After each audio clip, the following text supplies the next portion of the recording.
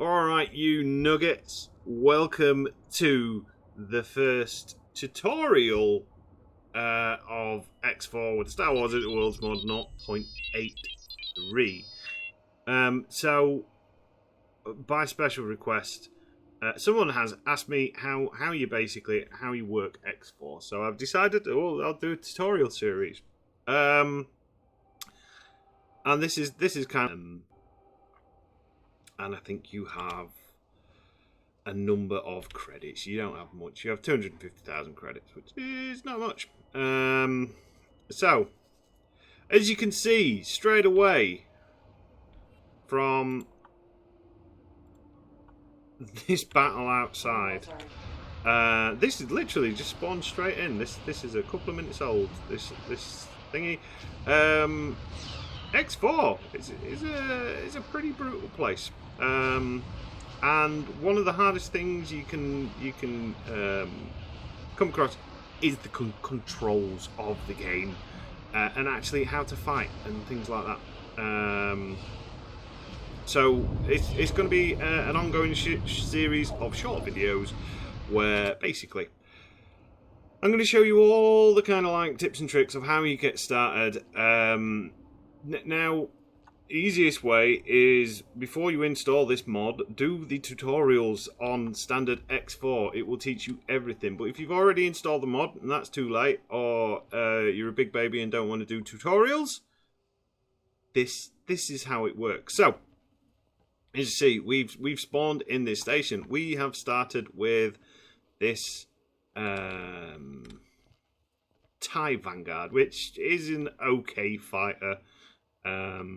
It's better than a standard TIE fighter because it's got shields and it's got hyperdrive, which the standard TIE fighter does not have. So, first of all, you need to be able to get into your ship. Now, there's a couple of ways you can do this. You can either do it the traditional way, which is to walk, TIE Fighter Vanguard, and then click take command of your ship, like so, and there you go. You're in your ship.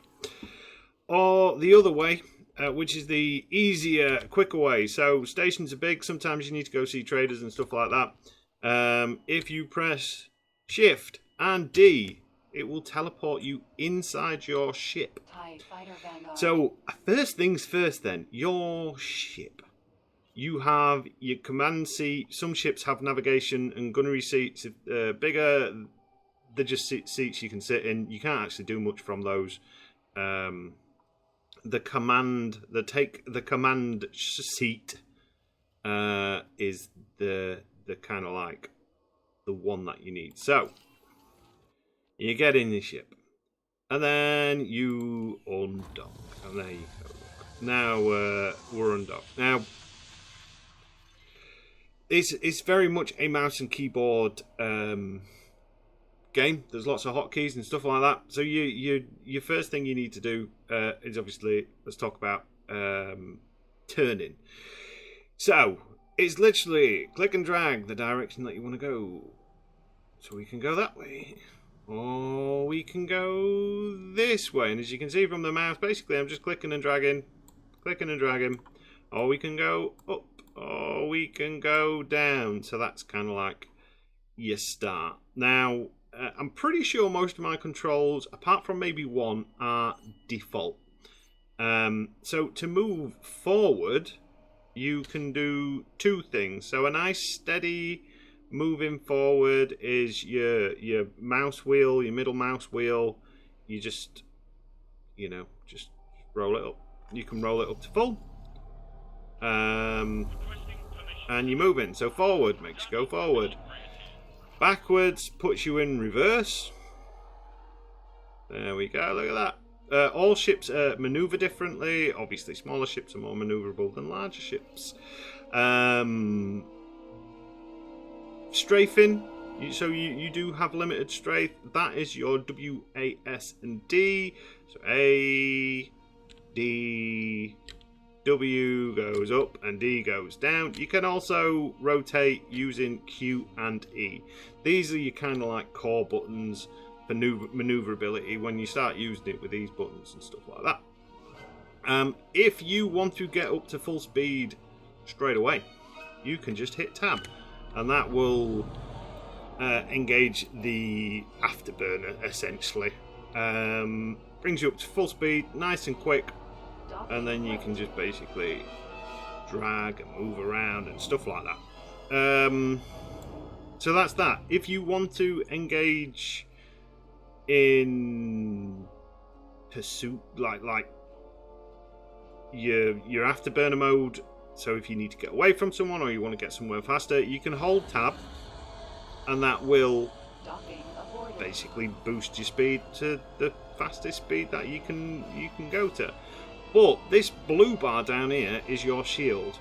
When you're using your afterburner, yes, it makes you go a lot faster, but it also depletes your shields, especially in starter ships like TIE fighters and stuff like that. The shields are rubbish. Without the shields, it basically takes a couple of hits, if that, and you're dead. Once you run out of shield, that's it. Your afterburner's gone. You've got to wait for it to recharge. So, to come to an abrupt and sudden halt, I've got my mouse set up. So I've got two buttons on the side, and I've basically one of the side buttons. I hit that, and it kind of just stops me dead. I think I set that up. You can go into your settings, and if you go into controls, general controls, standard video game stuff, so like mouse and keyboard. Where is it? So you can like put your invert throttles on, all your things, so you can change these to whatever you want. You can also use your arrow keys if you want to kind of like do it proper old school without a mouse. There's lots of useful ones like match your target speed, which is Shift and X. So stop engines, I've got it to side mouse button do. So they're useful to kind of like set up, and that is in your general controls from this area here. So we've kind of like got the basics now. We can move and stuff like that. Shooting is pretty simple. You can either press down the middle mouse button if your mouse has that function, and that'll go pew pew pew, or you can press spacebar, which I usually use, which goes there you go. With weapons, there is this bar here, which tells you the heat of your weapons. If you press and hold your weapon, you can see this grows and grows and grows and grows. And eventually your weapon will run out of, or it'll overheat, and then that's it. We can't fire anymore until it cools down. So it's usually best burst fire, let it cool down a bit, and tracking. So when we are targeting something, if you we're not going to shoot at this, but we can use this. So as you can see, that custom Corvette is 15 clicks away. It's out of range, and we know that by two reasons. By looking, if you look in this middle bit here, there's two grey circles. There's two grey circles because I have two weapons on this particular ship. Target that one. Targeting, you just click. There is ways to target enemies using the page up and page down. When we're in range, these will turn to white. So you see that? They turn to white, and they'll automatically try and track. And you see that little white circle there has appeared.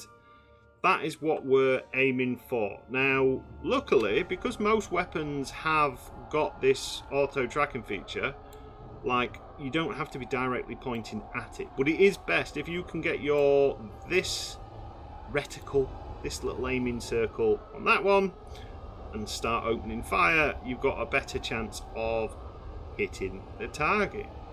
So that's kind of like your basics of, firing your weapon and combat and stuff like that, and moving around. So navigation then. navigation in this game is pretty easy. The easiest way to do things is using your map. So if we press M for map, it brings up this map. We can zoom in and out of this map using the mouse wheel. And there's a couple of ways we can... So we're going to go to this Bounty Hunter Guild station. There's a couple of ways we can get to this. We can either say, well, it's over there, and we can do it the old-fashioned manual way and try and figure out where it is and try and get to it. You can right-click on it and then set guidance to object, like that, and that will put that line there.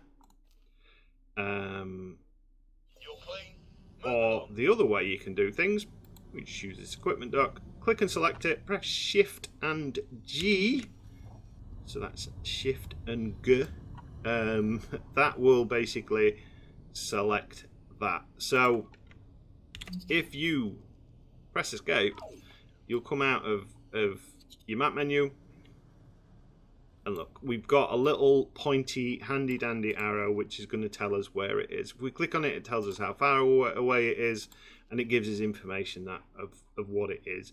This down here basically just tells you as much as you kind of like need to know. You can also click on things on the minimap most of the time, and that also gives you information. So Galactic Empire, if we wanted to find out more, we'd scan it, but we're going to do all those features in another episode. This is just basically navigation, basic navigation. So we've got this. Now I can manually fly there, and we can go at 320 meters per second if we wanted to, but that will take forever. Now if you want to manually fly there, you can press Shift and 1, and that will engage your warp drive or your hyperdrive. If you want to drop out a warp, you just hit your stop engines button. There you go. Boop. And that will stop your engines. If you want to get into warp quicker, you can, because there's a delay. So like on larger ships especially, there's a bigger delay. You can hold the tab, which will use some of your shield, but it will boost your speed to your target, or to get you to warp a lot quicker. So there you go, Shift and G. That's Shift and 1. That's engaging your travel speed, it calls it in the game. It's basically hitting the light speed engines, and then we've stopped again. So that's one way to kind of like get to your target. Now another way, if you don't want to go into the map screen, we can, if we orientate ourselves back towards our equipment dock and click on that and go Shift and G, that will bring this up again. We can see it's 130 kilometers away, and if you press Shift and A, that will activate autopilot. So autopilot will, in theory, pick the shortest potential route. It's useful. So while you're in autopilot, what you can do is you can go into your map menu and you can do other things, and your ship will just fly there itself. Or if you're unsure where a destination is, you can also do autopilot. But if you don't know the system, so if we press M and go into our map again, some systems or some areas you'll not know how to get there. So say we wanted to get to Vakar and we set guidance to that position, you see there's no kind of line. It says, well, fly to Bilbringi, and then you've got to find another jump gate. So autopilot will take you to this point, and then you'll just kind of like coast. If you want to clear your guidance, just press Shift and G usually, or stop guidance. Right click, stop guidance. So yeah, that's pretty much the bare bones basics of being able to move around, shoot and fire, autopilot, and kind of like choosing your targets. The other thing then is Equipment dock. docking. So, with docking, if I want to dock with this station, I can't dock with this station at the minute because I'm too far away. Now, there's two ways to dock. You can either fly up to the station, and you can, if you know where the hangar bays are, which in this particular one, it'll be in one of these or one of these. They're usually pretty apparent. They're pretty open. We can fly to it, and it will. Docking granted. There you go. It'll automatically say docking's granted, and then all you have to do, follow the green dots and find your docking berth, basically. So this one wants it as there. Now this has got a Mark II docking computer, which means basically it will automatically dock. But if it hasn't, say it's not got any docking computer, there we go, saves us 30,000. We'll go up around upgrades and stuff like that in another video. But yeah, so if it hasn't got a docking computer, then there's a couple of ways you can do it. So I'm just going to shift and 1, blast out a dodge. In fact, we'll shift and G, and we'll shift and A to this bounty hunter station. So shift and G, because I've clicked on the bounty hunter system, that has marked it as a waypoint, as a place I want to go, and shift and A has put autopilot mode on. So now I'm going to fly towards it. Now, one thing you'll find, so the other way to dock it is to press, whilst in your ship, you press shift and D, and it'll, if you're too far away, Disengaged. let's back it up a bit. So if you're too far away, you'll find it won't let you dock. You've got to be within, I think it's 7 kilometers or something daft like that, for it to be able to register. So I'm just looking down here, and that's now at 8 kilometers. So shift and D, out of docking range, won't let me dock. So we've got to get within a certain distance before we can press shift and D, which will sort of say, yes, you're allowed to dock, and this is where we want you to park. So now if I go shift and, well, not 7 kilometers, 5 kilometers. There you go. So within 5 kilometers. So there we go. I'm going to follow this in. Remember, now I haven't got an automatic docking computer. If it's a ship you're going to personally fly, always get Mark II docking computers if you can, or at very least Mark 1. One thing you'll find when you're in a docking area, it's always got this hazy kind of like force field bubble that limits your speed to a maximum of usually 40-50 meters per second. You can boost out of it and go full speed if you need to quickly dock, but most of the time. Oh, excellent. So we've got a little enemy target. Now the way I targeted that is I pressed shift and E, and that automatically targeted the enemy. So now I've got it highlighted, I know where it is, I can fly to it, I can look and say, look, there's my reticle, it's all in thingy. Now it's outside, so all I need to do is pop, and there we go. Stop your attack immediately. Security. Oh yeah, bounty hunters don't like it if you shoot criminals in their station for some reason. Another little thing you can do. Ignore this crap down here. Another thing you can do, so getting loot, you can either fly into it, or you can hold O, and it'll activate a magnet, basically, which is like a tractor beam, and that sucks loot in. But yeah, right, so back to docking.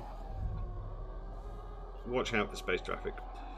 So yeah, we've not got a docking computer. It's telling us where to dock. We just need to fly down here. Automatically lowers our speed for us. There's always a direction you have to dock in. So like if I try to go into this backwards, it would sort of say no, you need to turn around.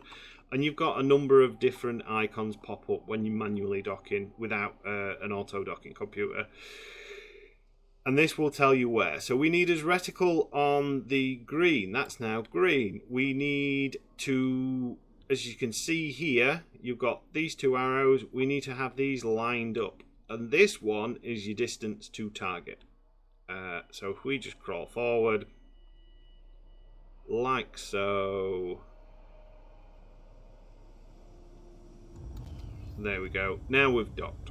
And we can rebuy the docking computer if Successfully you docked. need to, which we'll do. So for doing things like that, you go upgrade and repair, software, Mark II.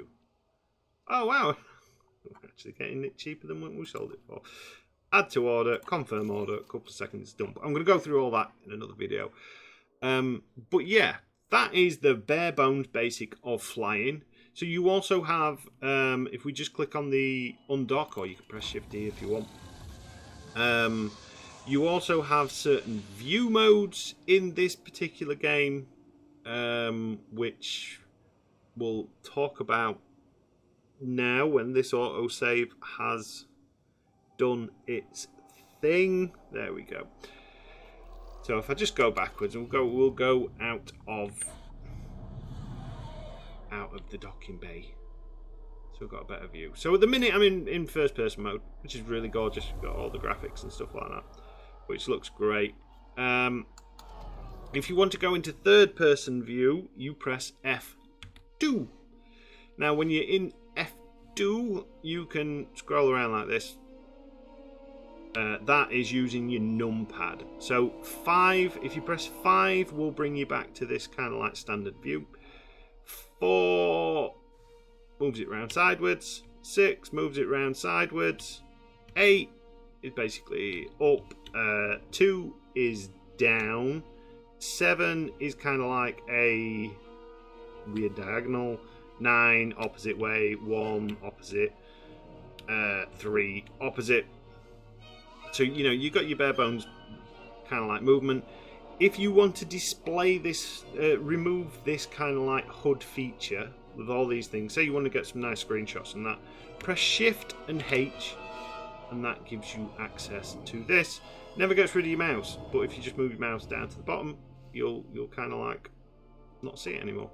And then Shift and H again will bring it. If you want to remove everything, I think it's Control and H. So there you go. So you can press Control and H. So that's useful. Some ships have got really rubbish cockpits. Control and H will basically just give you this kind of like free cam mode, and Shift and H will just remove absolutely everything if you want to do like a floating hidden camera sort of thing. And then it's just Control H again to bring it on, Shift and H to bring back your HUD. So I think that covers everything on controls for the most part. So you got F1 is first person, F2 is third person. If you want to view something, like say I want to get a look of this station, you can press F3. And F3 will give you a view of the station itself. And we can use the same thing, and you can view stations from quite a way away. So if we press M again and we have a look at, say, this equipment dock, we're quite a way away from there, a good couple hundred kilometers. We can press F3 in the map mode and then press M again, and it'll show us this equipment dock on your camera. From that F3, you can also say, I want to have a look at this Gazanti. And you can press F3, and we can have a look at this Gazanti. And now I want to have a look at this Neutron Star, and press F3. And I can move around and do things like that. And that's an interesting ship. We'll get a screenshot. And Victory 2 Star there's a Victory 2. So I want to have a look at that now. Obviously, the camera's not perfect. And the light effects are blinding in some cases. But you can kind of like use it to navigate. One of the useful things for this is if you want to look at a station that you're planning on attacking, you basically get. You can look at it. If it's ever a question mark, like I've got some ships there that are a question mark, it'll never let you view it. If you get within 50 kilometers, usually it will show you what that ship is. So, hope that kind of helped. That's the first episode of this Nugget training video.